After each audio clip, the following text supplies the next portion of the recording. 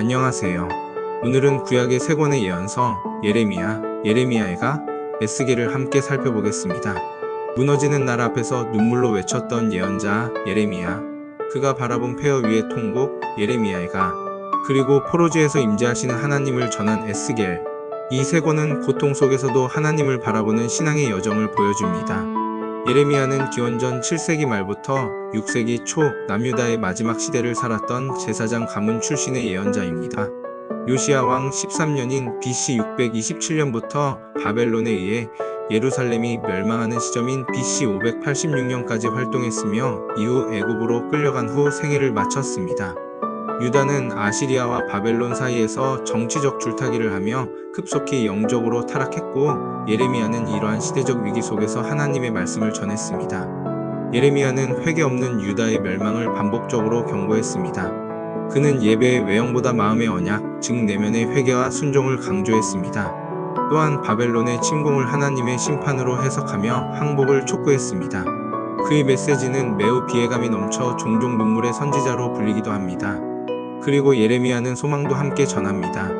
새 언약의 약속은 이 책의 핵심 중 하나로 하나님께서 율법을 마음에 새기시고 친히 백성과 관계 맺으시겠다는 복음적 메시지를 포함합니다.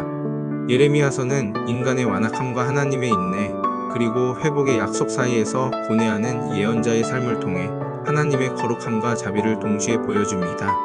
특히 새 언약의 언급은 신약에서 예수 그리스도를 통한 복음과 연결되며 구속사의 중요한 이정표가 됩니다. 예레미야에가는 전통적으로 예레미야가 기록한 것으로 알려져 있으며 예루살렘 멸망 이후인 BC 586년의 처참한 현실을 담은 시가서입니다. 총 5장으로 구성되어 있고 대부분 히브리 알파벳 순으로 운율을 맞춘 애가 형식으로 되어 있습니다. 이 책은 멸망한 예루살렘을 바라보며 절망과 탄식을 쏟아냅니다.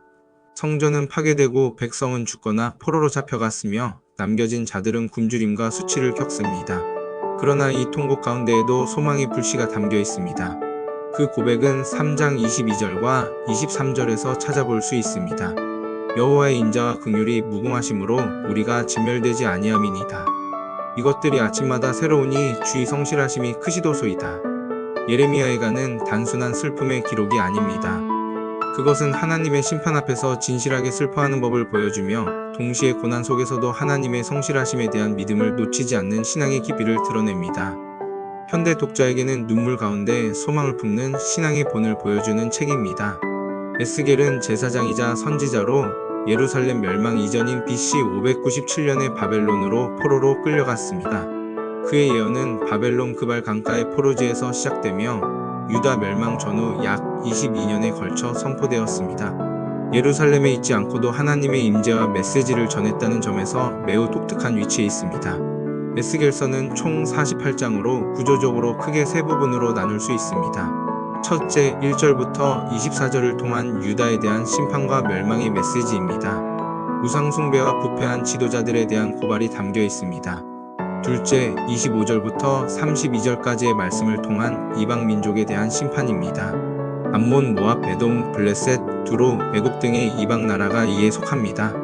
셋째, 33장부터 48장 말씀을 통한 회복과 새 성전의 비전입니다. 죽은 뼈가 살아나는 환상과 새 성전과 땅의 회복의 말씀을 통해 새로운 비전을 주고 있습니다. 에스겔은 환상과 상징적 행동을 자주 사용합니다.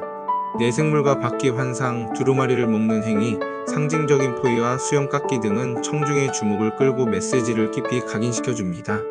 에스겔의 중심 주제는 하나님의 거룩함과 임재입니다.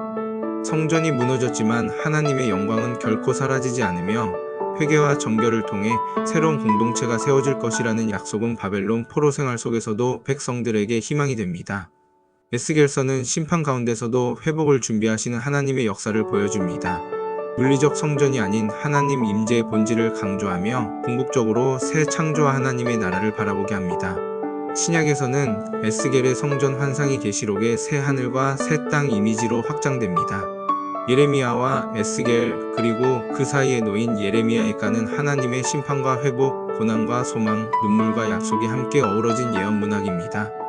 이들은 당시 이스라엘의 절망적 상황을 배경으로 하지만 오늘날 우리에게도 하나님 앞에 바로 서는 회개, 깊은 통곡 속에서도 놓치지 않는 믿음, 절망 속에서도 포기하지 않는 소망이라는 신앙의 본질을 되새기게 합니다. 저희 모두가 함께하고 있는 성경 통독의 말씀으로 힘입어 삶을 살아내시는 복이 있으시길 기도합니다.